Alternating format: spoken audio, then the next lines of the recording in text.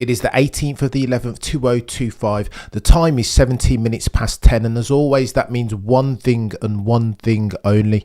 That there are a multitude of F1 centric threads at which we need to pull. We'll talk about Oscar Piastri, his form. So too, we'll talk about negative Lando Norris, Ferrari, all and sundry. It is chaos over there at Fiorano and Maranello. So too, we'll talk about Tiregate, and we'll talk about this Francesco Cigarini, who's come out and he said some things about Ferrari and Lewis and Schumacher. It will get techier than techie things over the course of the next 10 minutes or less. In the first instance, going into the Las Vegas Grand Prix race weekend, here are your times. Pause that. This is important. This is what the first of the last three races, championship rounds, therefore, and it will decide which one of Lando, Maximilian Verstappen, or of course Oscar Piastri will win themselves a drivers' championship. Lando Norris spotted enjoying the fairs over there in Vegas, and for that I cannot hate him. However, there's been a lot made over the past 24 hours about Lando Norris's comments on the back of the Brazilian Grand Prix. Negative Lando Norris, and this raises concerns for Lando Norris fans all over the world because he's getting negative again. Here's what he said. I don't think we're going to be quick. I don't think we are going to be quick at Las Vegas. And I'm not saying I'm going to be 10th or anything like that. I'm just saying that I think it's going to be difficult to win. And he makes those comments, of course, underneath the aegis of McLaren struggling in cooler climes. Lando continues, we were a long way off last year. Just go and look at the data. Look at the race traces. We were miles off. A journalist responded, Lando, you don't think you're being a bit too negative? Lando Norris responded, mate, I can say whatever I want. I can think whatever I want. I always try and be honest as I can be. There have been plenty of races where we've not been as quick as we wanted to be this year. It's not like we've won every single race and you're expecting me to say those things. I'm just giving my opinion on whether I think it's going to be easy. I won last weekend at Mexico by 30 seconds. It's like very, very easy. I won today by pushing a lot more, only 10 seconds, and Max was probably the quickest. Listen, I feel like Lando Norris is moaning for no reason. Chap, you're a gazillion points down the road in a Drivers' Championship in what's been the quickest car in the MCL 39 all season. What is there to moan about? Pause for thought, raises concerns if indeed you're invested in Lando Norris PLC, because as James Allen said, by dint of Nico Rosberg, that the championship this year will be won and lost in Lando Norris's head. Oh, and by the way, Zach Brown has come out and said some things about his arch nemesis, the one that they call Christian Horner, that he thinks that the drive to survive, fame, money, glory, all got a bit too much, that they got to Christian Horner's head. Oh, the humanity. Bring this dude back, for F1 needs him. Oh, and by the way, Oscar Piastri, it's getting a bit techie things for OJP, is it not? Especially as we round third base, go into the championship rounds, and it feels like Oscar Piastri has lost all of his form. Don't believe me? Well, here's what I mean. The first 9 races of the year, Oscar Piastri won 5 Grand Prix and put it on pole 4 times. In the last 12, in stark contrast, he's only won 2 Grand Prix. Poles, 1. Can you say the trend is your friend until there is a bend? Well, Oscar Piastri's been given an award by the Australian media, the Don Award. I feel like they're trying to prop their guy up, and quite rightfully so, because it hasn't been smooth sailing for the chap, particularly not in the last 12. The question, therefore, over the next couple of Grand Prix is, can this dude turn it around at tracks where he's never been that good? Mention no names. Abu Dhabi, not super hot there. Okay, so a cheeky second and a third at Qatar next Grand Prix weekend. But Las Vegas hasn't been a happy hunting ground for the one that they call OJP. Oh, and by the way, lest we forget, earlier on, the contrast is stark. Why? Because earlier on in the season, nobody could beat this fella. He was gangbusters. He looked like Ayrton Senna, for Pete's sake, overtaking Maximilian Verstappen around the outside. Two trailer park girls go round the outside. Gangbusters, forensic in his overtaking manoeuvre and his ability to stick for it. Now, all of a sudden, he's lost all the confidence. Mark Webber said that he's never, ever his driving career, taking even so much as a corner off of a car, and then all of a sudden we get to Baku and he can't keep it on the island. What therefore has happened, and can Oscar Piastri turn it around over the course of the next 3 races? 24 points adrift now is he, as versus his teammate Lando Norris in the lead as far as the driver's standings are concerned. And as if he wants a bigger hit to his confidence, check these out. The odds for the Las Vegas Grand Prix winner, Oscar Piastri, 8-1. Oh, the humanity. 4 favourite after Max, Lando, George. That, ladies and gentlemen, is chaos. And even worse news when it comes to the championship odds. Check this out. Lando Norris, massive favourite. Don't hate that. Oscar Piastri, 6-1. Oh, the humanity. He gets techier than techie things. Let me tell you about this as well. Tyres. When we get to Qatar, they find, and when I say that, I'm talking, of course, about Pirelli, that they say that their tyres won't be able to last more than 25 laps. What is this? Indianapolis, early 2000s. How have Pirelli dropped the ball so much? Here's what they've said.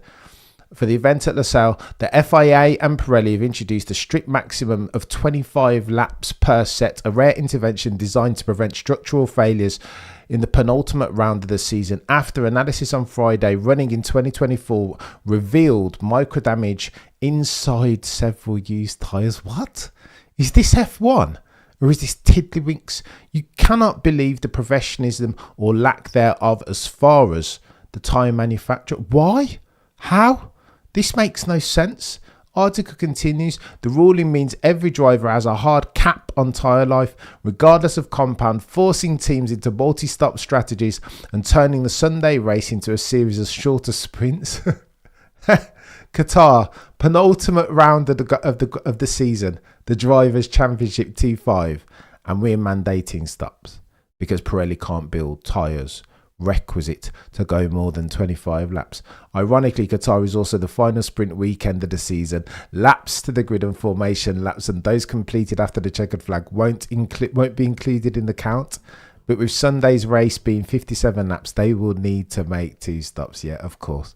Cheers, Pirelli. Do you know what I mean? Good game, lads. How much are they getting paid? Well, half it for next season, because that, I contend, isn't good enough. Oh, and by the way, Kaczynski, executive producer of the F1 movie, which grossed $650 million at the box office, has said that they're looking to make another one. Quote, we're at that stage when we're imagining what the next chapter would be for Sunny Hayes and Apex GP. It's going to get techie for these. Of course, if it's such a money churner, of course there will be a bloody sequel. But what does the narrative look like? Brad Pitt will be as near as makes no difference, 1,000 years old. Is this a squeezing too much juice out of the Drive to Survive era? Now, some people loved the film, some people hated it, depending on which side of the fence that is F1 purism you sit. It will get techier than techie. Let me tell you about Ferrari. All chaos. I swear I've never seen a period in Ferrari history so chaotic as this. Of course, in the first instance it was John ELKANN talking all of this stuff about the drivers need to STFU and drive more. What are we doing, John ELKANN?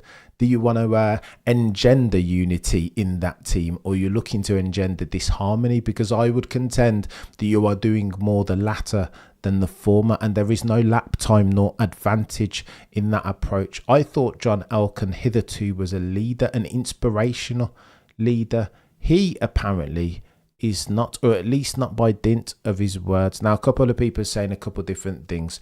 In the first instance, let me point you at Cigarini, ex-Ferrari engineer. He says Lewis Hamilton is Michael Schumacher 2.0. Give him the keys to the city and he will build you an SF26 capable of winning races and therefore championships. However, if you don't give him that, if you don't engender within that fella confidence, the dude who can lead the team, then you're going to enter this vicious circle, an expectation performance doom loop, and nobody wants that. Nobody needs that as far as Ferrari are concerned. Here's what Cigarini said. It takes time.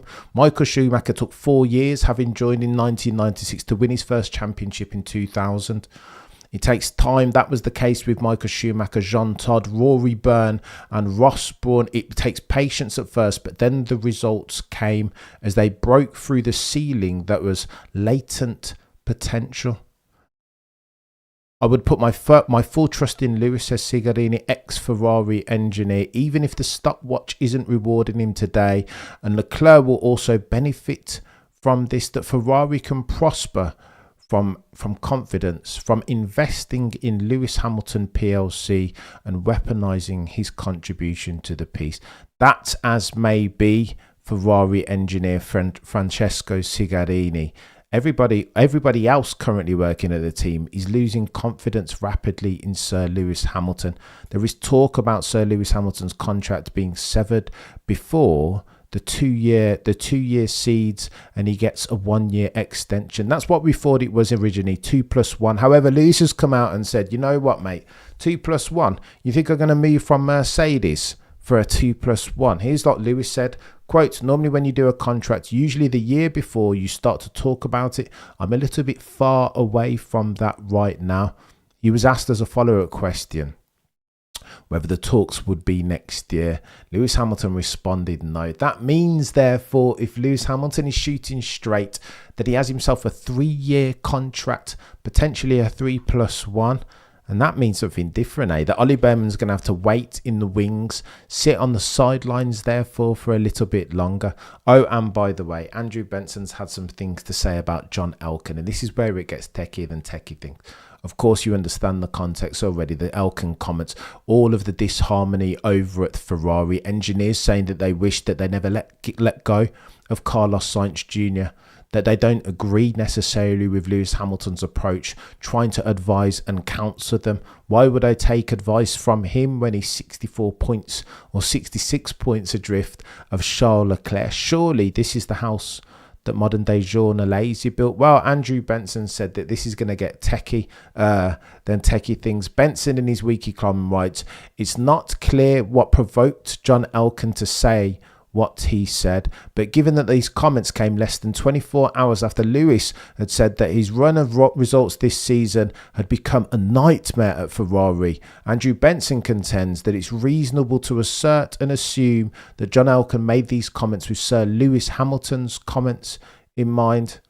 Benson continues, as far as Hamilton goes, this is a typical sort of emotional remark that he makes. Remember when he said after the Hungarian Grand Prix qualifying session that he was just useless, quote, drove terribly, and Ferrari probably need to change driver. And I remember that. Lewis Hamilton has been making these comments for the past 3 years, as makes no difference, but such is the 7-time champion's way.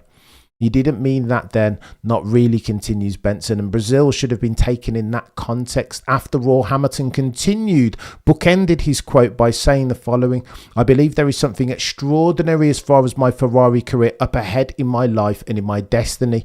I truly still believe that this team and and what we can achieve together. Techie that Lewis has said that. Always positive as far as his bookend. Full stop. New paragraph. He singled out the mechanics for praise to John Elkann. Basically, so this is what Benson puts forth. There is the final one and the important one, where we get techier than techie things. John Elkann, Andrew Benson says, wasn't necessarily truthful, not willfully negligent, but he wasn't on the money, saying that the engineers have done everything they can do, that they've been world championship winning, that the culpability rests solely at the feet of the drivers. Benson says that he singled out the mechanics for praise for basically winning the championship with their performance and everything that has been done on the pit stops. Pit stops? What are we talking about? Oh, the humanity, John Elkann. This makes no sense. On the basis, continues Benson, they're leading the rankings for average pit stops. How are they leading the rankings for the car being quick, though? What about that? No, we're having a conversation about minutiae here, John Elkann. This is nonsense. Fair enough, says Andrew Benson. But then he said, if we look at our engineers, there's no doubt that the car has improved. Well, improved from when? You ended the season last year, John Elkann. 14 points adrift in the constructors with the quickest car. You could not, with a straight face, say the same as at the time of writing for the car in 2025. And Benson concurs. He says, perhaps the car has improved, but not relative to the opposition, sir. In a zero-sum game, there can only be one winner. In F1, Ferrari, continues Benson, were 0.372 seconds off the pace on average in qualifying in the first half of the season, and so far in the second half they are 0.5, as near as makes no difference. As for the drivers, yes, Hamilton has been through the mill this year, but his performances have improved over the season. Convergence settings is getting closer by the race to one Charles Leclerc. Earlier on it was 0.3, 0.4, now it's 0.1, 0.2. Convergence settings, even if Brazil was a difficult race for him, but Leclerc has been outstanding, and while he has pointed out regularly that the car's not been quick enough, no one would disagree with that, not even John Elkann. So what are you talking about, John Elkann? Benson bookends his soliloquy thus: Ferrari are in F1 to win, nothing less is good enough, that's just the fact, and Leclerc has been steadfastly loyal to the why would he continue to be loyal, chap? Why? No chance. Why would he continue to waste his prime in a career that is finite at the altar of Scuderia Ferrari's ineptitude? And then you overlay with that John Elkann's nonsense. Yeah, you're going to try and banter the drivers. Why are you bantering the drivers? Do you think that helps or hinders John Elkann, especially as we go into the Las Vegas Grand Prix, where all you're looking to do is save face? Scuderia Ferrari, I mean, it's not good enough. Enzo Ferrari will be turning in his grave at the realisation that Scuderia Ferrari are only in it, not for first, but for second place. Oh, the humanity.